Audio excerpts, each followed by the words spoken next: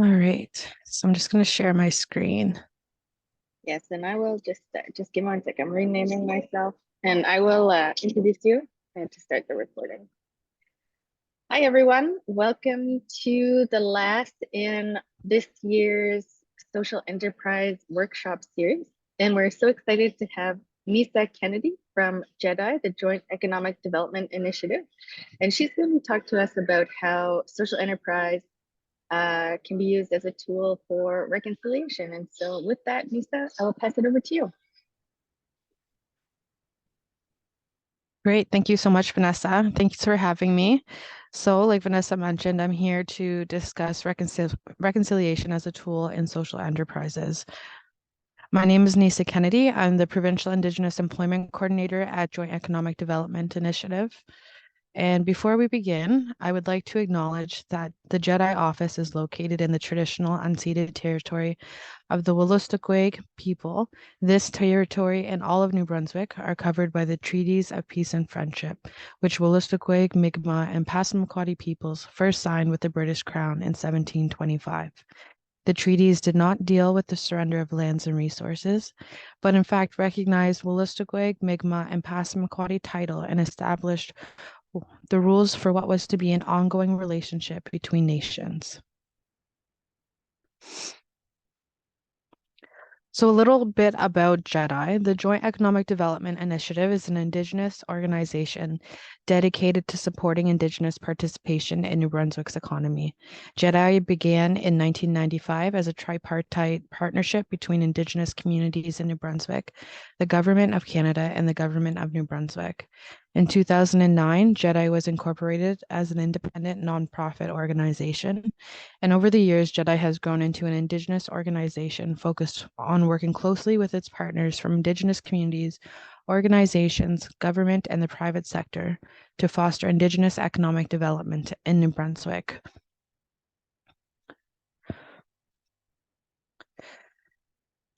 So before we begin talking about as a tool for social enterprise, we need to understand what is reconciliation. So reconciliation is the process by which individuals or communities attempt to arrive at a place of mutual understanding and acceptance. There is no one approach to achieving reconciliation, but building trust by examining painful shared histories, acknowledging each other's truths, and a common vision are essential to the process. So one thing to think about when it comes to reconciliation is what does this mean and how does it relate to your organization or your business? And one of the truth and reconciliation calls to action that JEDI uses is call to action 92. So the Truth and Reconciliation Commission of Canada, the TRC, put forward 94 calls to action based on the findings from the stories of survivors of residential school. Call to Action 92 is we call upon the corporate sector in Canada to adopt the United Nations Declaration on the Rights of Indigenous Peoples as a reconciliation framework and to apply its principles and norms and standards to corporate policy and core operational activities involving Indigenous peoples and their lands and resources. This would include, but not to be limited to, commit to the meaningful consultation, building respectful relationships, and obtaining the free and prior consent of Indigenous peoples before proceeding with economic development projects, ensuring that Aboriginal people have equitable access to jobs, training, and educational opportunities in the corporate sector, and that Indigenous communities gain long-term sustainable benefits from economic development projects. So, and provide education for management and staff on the history of Aboriginal peoples, including the history and legacy of residential schools, the UNDRIP treaties and Aboriginal rights and Indigenous law and Aboriginal Crown relations. This will require skill-based training in intercultural competency, conflict resolution, human rights, and anti-racism. When we think about reconciliation in the workplace, this is about recognizing that we are all treaty people and we have a relationship to the land and resources in which we live. Also, that there is a need to have positive relationships between non-Indigenous and Indigenous peoples and communities. So when we look at social enterprises and missions and reconciliation, there is a cohesion there, that there's already an alignment there, because you're looking at, the social responsibility of the nations in which you're working with and the communities that you're working with. So there already is, these benefits, these social benefits that work alongside one another when it comes to reconciliation as a tool when you're looking at incorporating that into, your own social enterprise. So I'm going to play a video here that's about Indigenous economic reconciliation to give you an idea as to what a lot of Indigenous communities are working on when it comes to economic development within their own communities. Please let me know if you can hear the audio.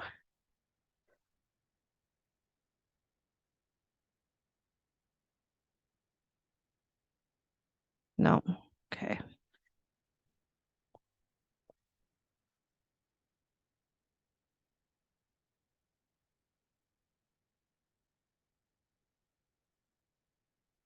This happened to me once before. I have to make sure that my audio is on too. There we go. My apologies.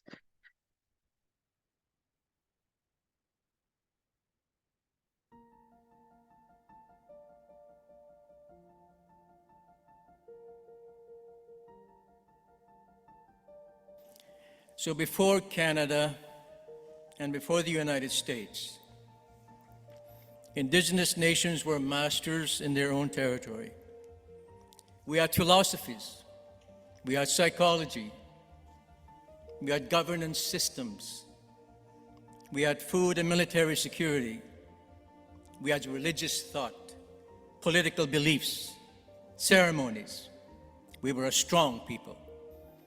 The last 150 years have been a struggle of survival for our people.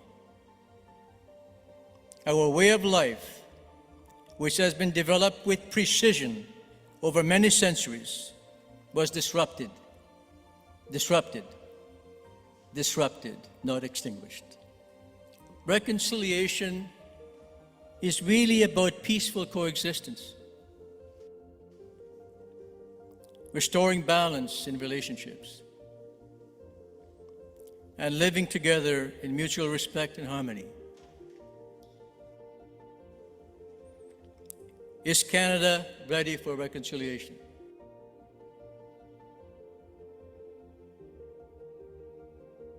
Like, you cannot have an independent people who rely upon money from somewhere else, and this is why we have to build economies.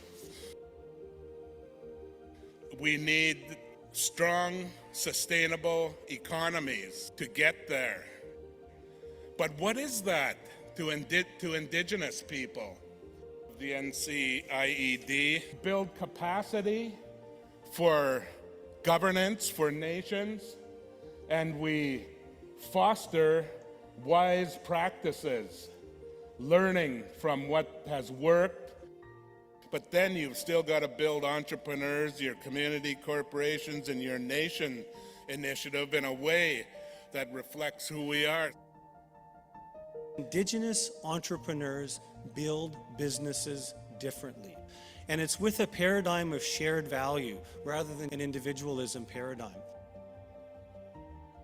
So as Indigenous peoples, we believe that humans exist in a reciprocal relationship with the land. This connection with the land and the community provides identity, and this becomes a fertile ground to nourish culture and the seeds of opportunity for sustainable economies. In the world of economic development, what we're trying to relay, we bring it down to 4 elements: land, legal and governance structures, opportunity drivers, business development capacity. And the base is the land which things grow from. These layers or these levels here represent different ways of asserting, practicing, and maintaining powers of self-governance or autonomy or self-determination that's responsible to the earth and our stories, our elders and our future generations. I think it is a question of values. We have to live our values. We have to be who we say we are. You know, I think a lot of people do value accumulation of money. I think in their lives, the way they make decisions, the way they live. 1,000 years ago in the Haida Nation, or any and most Indigenous nations, people got power from the respect of their peers. And there was nothing more powerful than in the potlatch system than giving away everything you owned. That people valued that. Every Indigenous community, I am sure, in embracing the word economics, will have a different take on it. Economics is the management of our home. Ecology is the study of our home.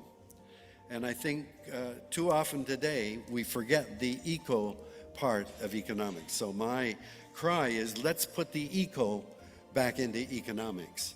And Indigenous people understand that very, very much. When they moved into new ecosystems, they didn't know how it all worked.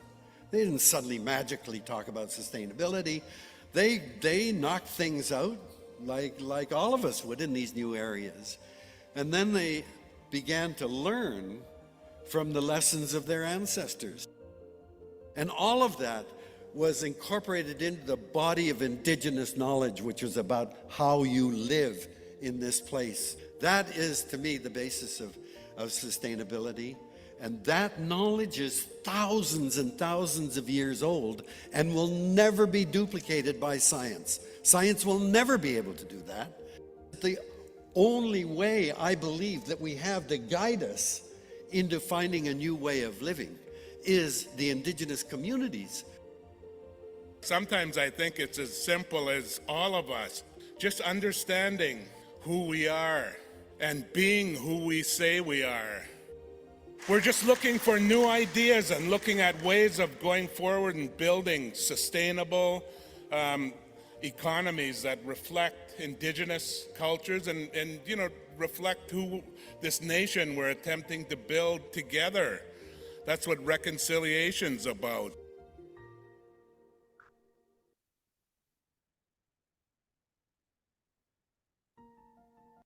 So as you can see from the video, really when it comes down to Indigenous reconciliation, entrepreneurship, economic development, it really comes down to shared values. And when you think about, social enterprises, that's what it comes down to too, is shared values. So when you see reconciliation for Indigenous people, it's always focused on the social change that can be enacted from the business or organization, which really comes down to how that relates to social change and how that relates to social cohesion and enterprises too. Many Indigenous businesses already are social enterprises. So it really is about having those shared values when it comes to community and Indigenous people. There's a relationship between Indigenous people and reconciliation. And one thing to consider and reflect on for your own organization or business is, what does that look like for yourself? What is the mission that you're looking to accomplish when it comes to working with Indigenous people? Are there employment barriers that you're looking to mitigate? Do you have a procurement strategy in place to look specifically with working with Indigenous peoples? Those are things to consider. Carolyn Hilton, the CEO of the Indigenomics Institute, predicts that the Indigenous economy is going to surge to $100 billion a year in Canada if government and corporations made changes to their policies and business practices to be more inclusive and engaged with Indigenous businesses in areas like procurement, trade, investment, and social finance. So those are things to consider, and really what the economic environment is really going to look like over the next few years as the economic development within Indigenous communities continues to prosper, continues to expand. One of the things that we need to understand too when it comes to reconciliation, when it comes to working with Indigenous people, is the barriers and issues that are going on within the communities. There's systemic barriers that have created a disproportionate rate and level in these areas. Indigenous Corporate Training Institute. They have there that discuss these barriers and the challenges that are happening within the communities, as well as how to work with Indigenous communities. We first need to understand what has led to the current challenges Indigenous people face. JEDI actually does cultural awareness training for organizations and employers and government agencies. One of the things that you'll find is an in-depth understanding of these current challenges and the historical issues that Indigenous people face. And that's really the first step when it comes to beginning that relationship with Indigenous people and beginning to see reconciliation within your own organization. The residential school system was a method of cultural assimilation for Indigenous children and youth. And the purpose of this system was driven by the objective of diminishing the responsibility of the Crown and its relationship with Indigenous peoples through treaties. So if they could have Indigenous people assimilated into Canadian society, they would no longer have that fiduciary responsibility to maintain the nation-to-nation relationship with Indigenous people. The child welfare system also began as a method of removing Indigenous children from their families. The 60s scoop was seen as the rise of Indigenous children removed from their families, and that began in the 1960s. Many of these children were adopted into non-Indigenous families throughout Canada, the US, and Europe.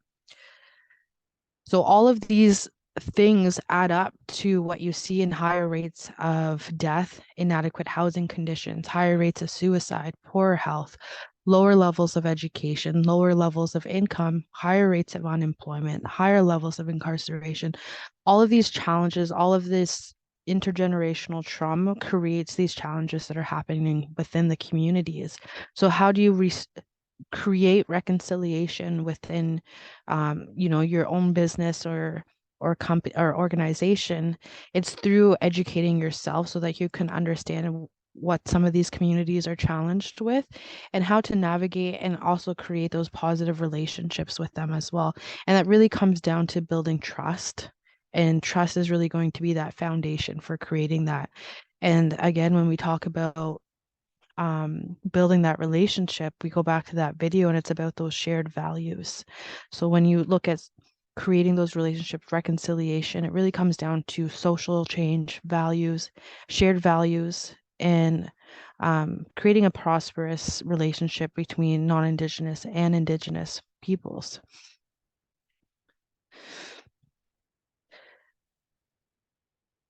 So how does this all relate to social enterprise and in reconciliation?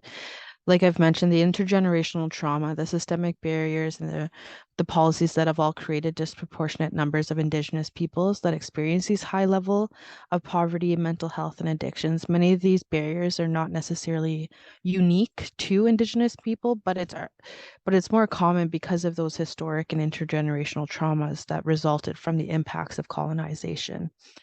And in order to begin a path toward reconciliation and social entrepreneurship and economic reconciliation, it needs to be understood that these challenges and experiences are taking place within these communities and that in the communities that you may be looking to build relationships and partnerships with. So there's also so many resources out there for businesses to begin to work with Indigenous communities, such as JEDI. We offer cultural awareness training. We also offer assistance when it comes to building those partnerships and relationships and navigating with the communities. I myself work with all of the employment training officers in the communities. And then we have our economic development side of JEDI, where they work with the economic development officers and they can assist when it comes to procurement. And we have a business directory and other resources. But some non-JEDI resources are Indigenous Corporate Training Institute, where this image, like I mentioned, was taken. The CEO, Bob Joseph, has created many blogs and books on Indigenous history in Canada, the Indian Act, and how to work with Indigenous communities and people. Other resources too, such as the Canadian Council for Aboriginal Business, has many resources to tap into Indigenous businesses for procurement, cultural awareness, as well as progressive Aboriginal relations certification processes. And this is something that JEDI can also assist with too. JEDI, myself, are PAR certified cultural awareness trainers. So if those are things that, you know, your organization is looking to explore, that's where JEDI can step in to help assist with those things.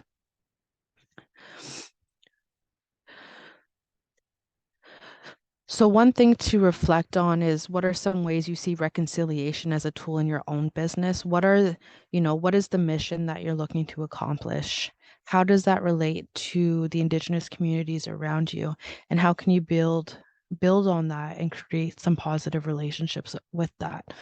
So those are some things to consider before you actually, it's, you know, you're looking at certain economic development projects or certain services that you're looking to provide.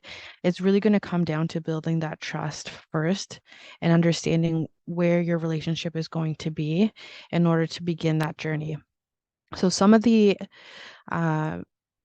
ways to begin that journey of developing that relationship with communities looks like knowing the communities first. Learn about First Nation communities located near your organization. Understand the economic development projects that are already happening there and how your organization or company can actually work in a mutual way to gain positive impacts through that. So doing online research, attending community events, connecting with Indigenous organizations such as JEDI, tribal councils, and connecting with community directors, establishing that mutually beneficial partnership with the First Nation businesses and supporting local Indigenous businesses, supporting First Nation community projects and initiatives. And remembering that it's going to take time. These things aren't going to happen overnight. So it really is about committing to that long-lasting relationship when it comes to Indigenous communities and reconciliation. It's really not a one-time thing. Understanding and adapting to the culture. So this doesn't mean, you know, completely overhauling your organization's operations or changing the way in which you do things. The key point is understanding the protocols that are in place for Indigenous people in your local community and adapting to the communication style. So taking time to complete cultural awareness training, to really make change. These are things where, you know, the CEO or the founder, these are things where it has to start from the top in order for those things to really flourish throughout an organization or throughout, you know, a business and throughout a project.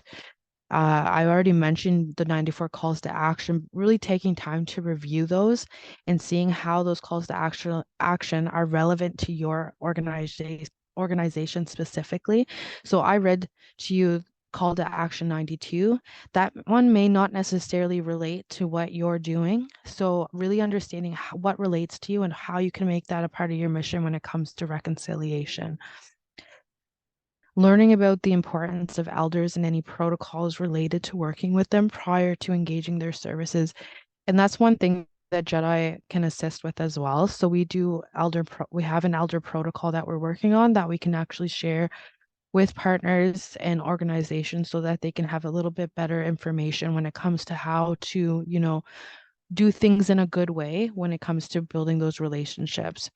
It also means recognizing important dates for Indigenous people, such as Indigenous Peoples Day, which is June 21st, the National Day of Truth and Reconciliation, and which was formerly called Orange T-shirt Day, and treaty days such as October 1st and June 4th. The other thing is doing the work, and like I've mentioned, it really begins at the top and it sets precedents for the organizational culture when it comes to reconciliation. So it takes more than making a few connections and attending cultural awareness training. There has to be, you know, definitive change that is visible to the public, especially to Indigenous people. One thing that many organizations may forget is the importance of brand. So with Indigenous people, if an organization has a reputation of not including Indigenous perspective or not really that trust hasn't been developed, it's not going, that journey of reconciliation isn't going to get too far until that trust is there, until those shared values are understood.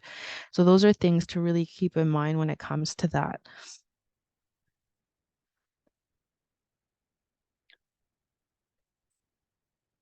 So protocols and practices for meaningful engagement with Indigenous people.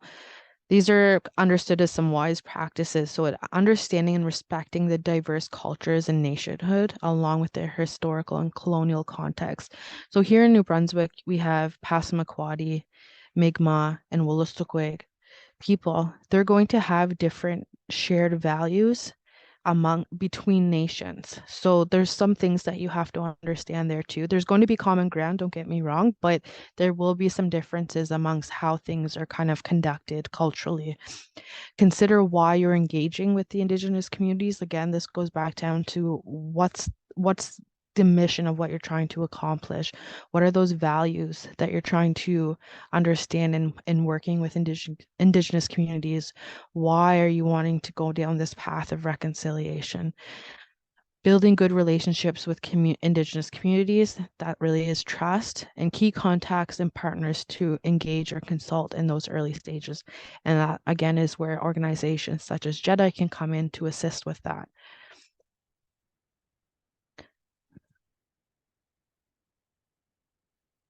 So these are some things that JEDI has within our own organization. So we have an Indigenous shop and Indigenous business directory. So these are a one-stop business directory and e-commerce for Indigenous entrepreneurs residing in New Brunswick. And the objective is to help amplify Indigenous entrepreneurs through online presence, improve local visibility, get discovered, strengthen business reputation, increase brand awareness, and boost search engine optimization. So these are ways that you can tap into procurement as well, if that's something that you're looking to do. And we have a variety of different businesses that are on there, from crafts to, tradespeople and different things like that. So it is a variety of things on there. And so I would definitely urge you to check out the JEDI website and to see what things that may actually, be an opportunity to collaborate with your own organization. So these websites are a not-for-profit initiative that was created and managed by JEDI. The Indigenous Shop was initially created by our past incubator and accelerator facilitators, and it was to provide entrepreneurs the opportunity to get their products and services online quickly and easily at no cost for several purposes. Now the Indigenous Shop is being rebranded as primarily an Indigenous business directory platform for Indigenous businesses in New Brunswick. And separately, we also have an option to have a business listed without engaging within the e-commerce side. So you can have your business listed there, but you don't necessarily have to have all your products up on the website either. So those are some things that JEDI is offering for the entrepreneurs within the communities that are here. And that is a way that you can tap into some of the Indigenous entrepreneurs here in the province. So reconciliation as a tool, I've kind of explained now how these things really coincide with what a social enterprise is as a whole when it comes to shared values, the social change that you're trying to make. And many of the Indigenous businesses already align with what that mission is and look to accomplish. So it makes sense to see that non-Indigenous social enterprises would partner and work collaboratively to build on sustainable change for Indigenous and non-Indigenous communities. Not only does this provide employment and business success for Indigenous communities, but also develop strong and trusting partnerships. It is a long journey, but it requires dedication and patience from non-Indigenous groups that would like to see positive relationships built between the Indigenous and non-Indigenous peoples throughout Turtle Island. So I provided some methods of how to begin working and collaborating with Indigenous groups, organizations, and peoples. But again, this is just a quick overview of what some ways that can be done. So I urge you to really reflect on what reconciliation means for yourself, your organization, and to see how this could be brought into the work that you do. And small acts can make substantial change for the future. So it doesn't have to be some big grand gesture, right? So these can be little things like recognizing those days that I've mentioned, such as Indigenous Peoples Day and the Truth and Reconciliation Day and Treaty Days. And sometimes it's just recognizing purchasing orange t-shirts, purchasing t-shirts from a local artist or supplier, and making sure that they're an Indigenous organization that are providing that to you. And that already amplifies the voice or of an Indigenous entrepreneur within our local communities. So, and maybe it's looking at volunteering at local events to begin relationships with those communities. It's all these small gestures that can actually build up over time. And that really comes down to how it works with working with communities. So depending on the mission of what your organization does, this can assist with your sales and your services and so on. So Indigenous people provide quite a bit to the economy, and building a prosperous relationship gives opportunity for both Indigenous and non-Indigenous peoples to benefit. So some of the resources that I mentioned throughout the presentation was the Canadian Council for Aboriginal Business. So they have a supply chain portal on their website. So you can actually access procurement country from a list of Indigenous businesses throughout the, and then there's Indigenous Corporate Training Institute, and they have a lot of resources there as well as Indigenous Works, and they do monthly lunch and learns and little training sessions too on how to work with Indigenous peoples and communities as well as what that journey looks like for reconciliation.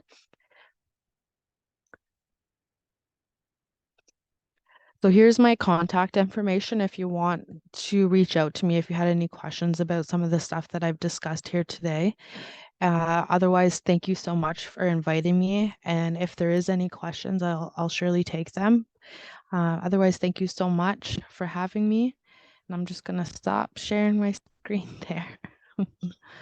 Thank you, Nisa. That was really great. And we can share also when we upload the recording, the call to action 92, which you mentioned, but perhaps to your point also all of the calls to action, the video that you shared, which was really awesome, and a link to the Indigenous shop, and also perhaps the elder protocol. And yeah, no, I have a lot of takeaways from your talk, but last week I met Jake Augustine, who runs McGraw Seafood on the Acadian Peninsula.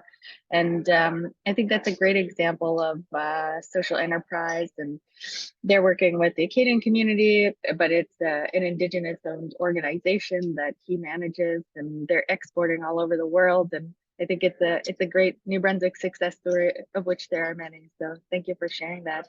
And I'd like to open it up to any questions.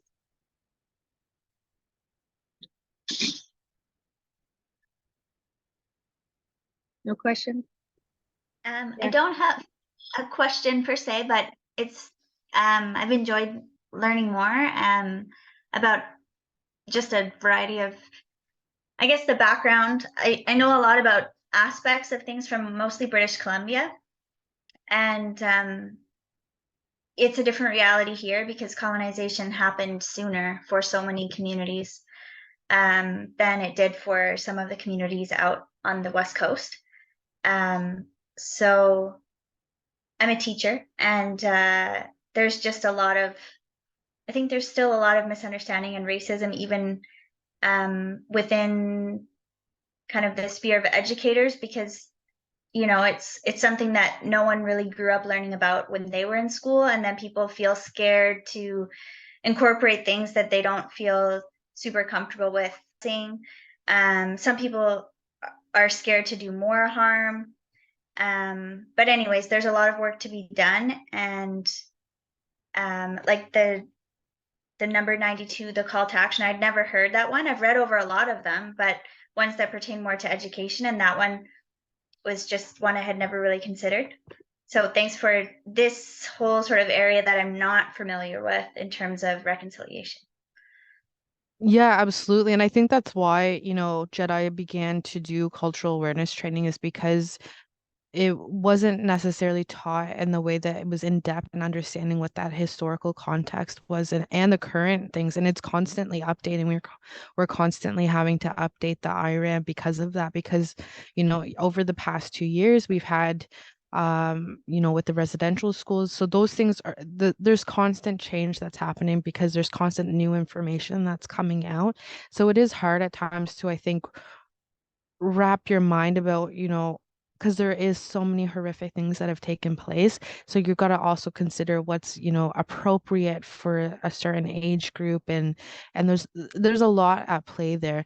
But one of the things that we're working on is not only so we have our IRAM, but we're also working on developing an anti-racism training as well as an unconscious bias training and two-eyed seeing. So these are other methods to, because cultural awareness training is the foundation, but then what do you do with that information? How can you actually incorporate it into, your place of work, into your business and stuff? So you can have that history, but then you got to also kind of um, debunk some of the misconceptions that you may have already had within your own thought process based on maybe some experiences that you had or some, learned things that you've gained over your lifetime, right? So those are some other things that we're developing, and I can certainly share that information with Vanessa for the participants if anyone's interested in participating in that training.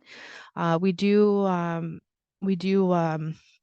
pay per seats too, but organizations as a whole can also just book the cultural awareness training too, and it's uh, either a 4 half-day training virtually or it's a day and a half training in person. So those are some options when it comes to cultural awareness training as well.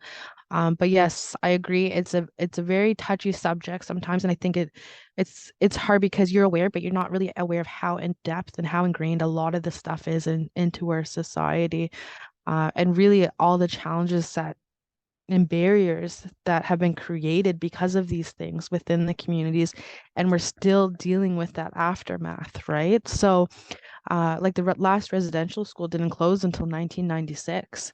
So it's still very fresh. It's not a long time ago.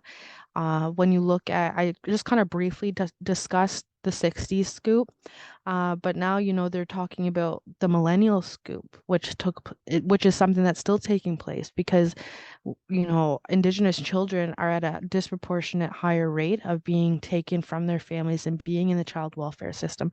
And that's something that's still happening to this day. So there's a lot of things that are happening right now, and there's new information that's constantly coming out. So it can be a bit challenging sometimes. So I understand that, but that's why we're here, right? That's why we have organizations like JEDI to kind of assist with that information.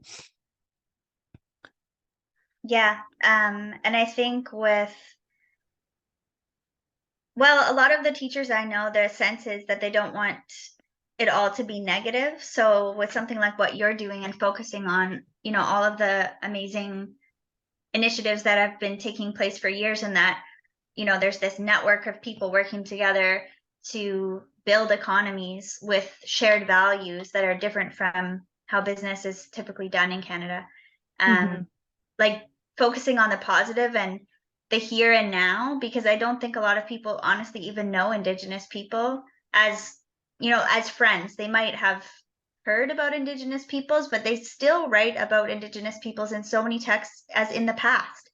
Yeah. And it's just alarming that we can't seem to kind of, I mean, I know the Truth and Reconciliation, all of that happened relatively recently, but there's still so many misconceptions about people as if they're just passive and that they can't take action for themselves. And of course, everyone can take action for themselves. Everyone can act, everyone can do things in their communities, but I don't think there's enough examples of what people are doing in the here and now that educators are familiar with. Yeah. So that's lacking. And that's something school boards and districts and everything would need to do more to find examples of and bring people in.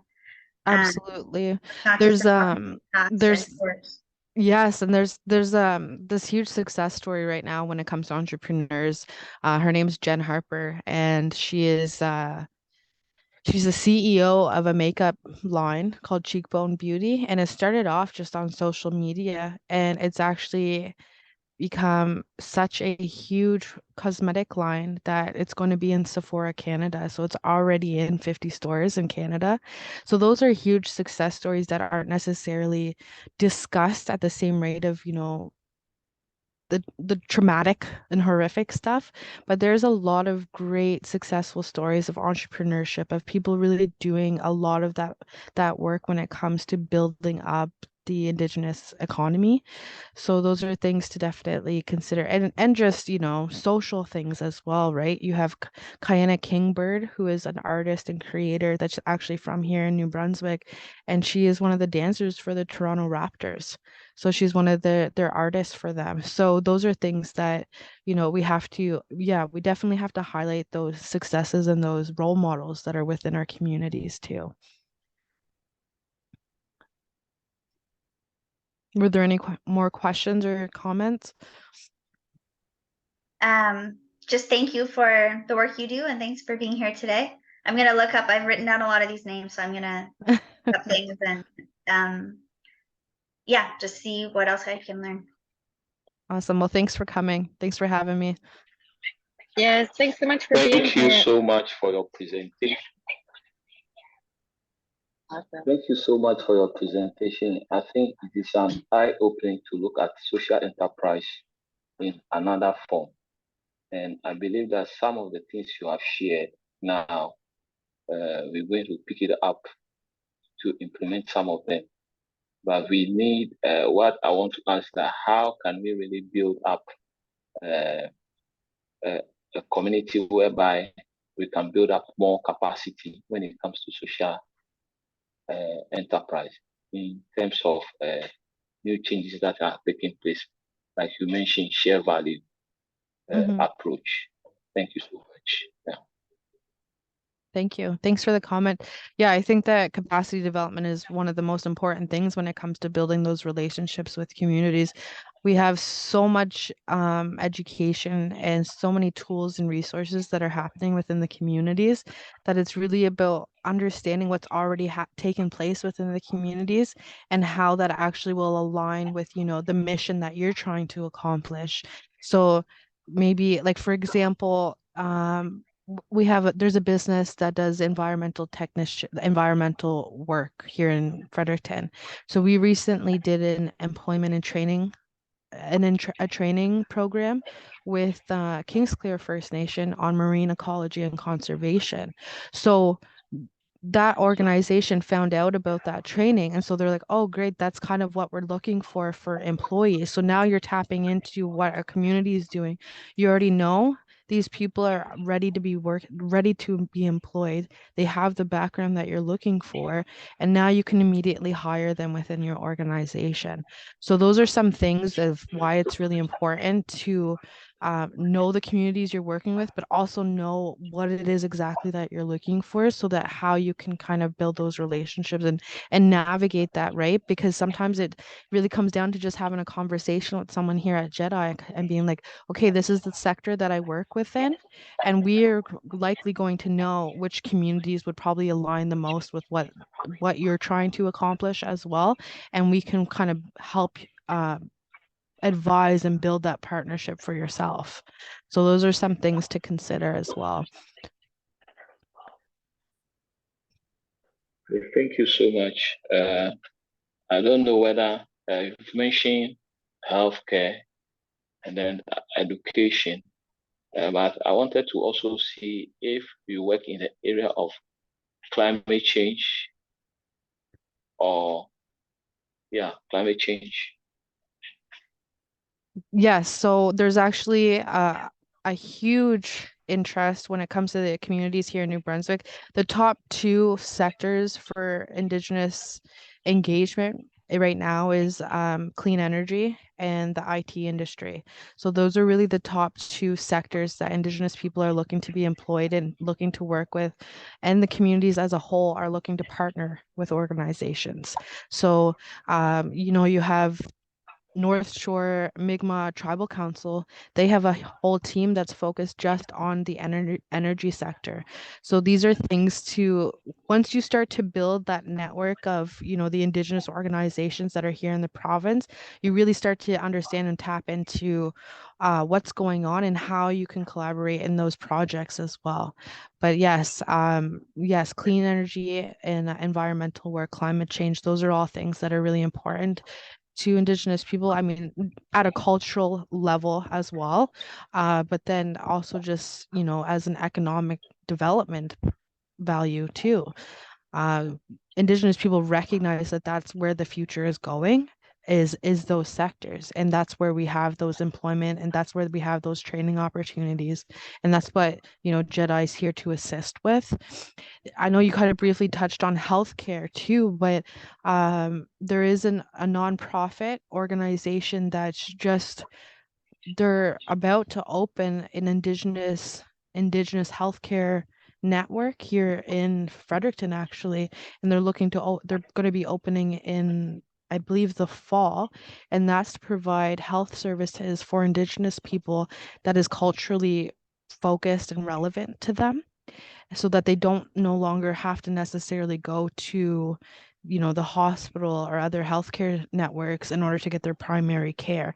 And so those are ways to also address those barriers that may be at play, but also still providing a service and everything too. So those are some things that are actually happening right now here in New Brunswick. Thank you so much.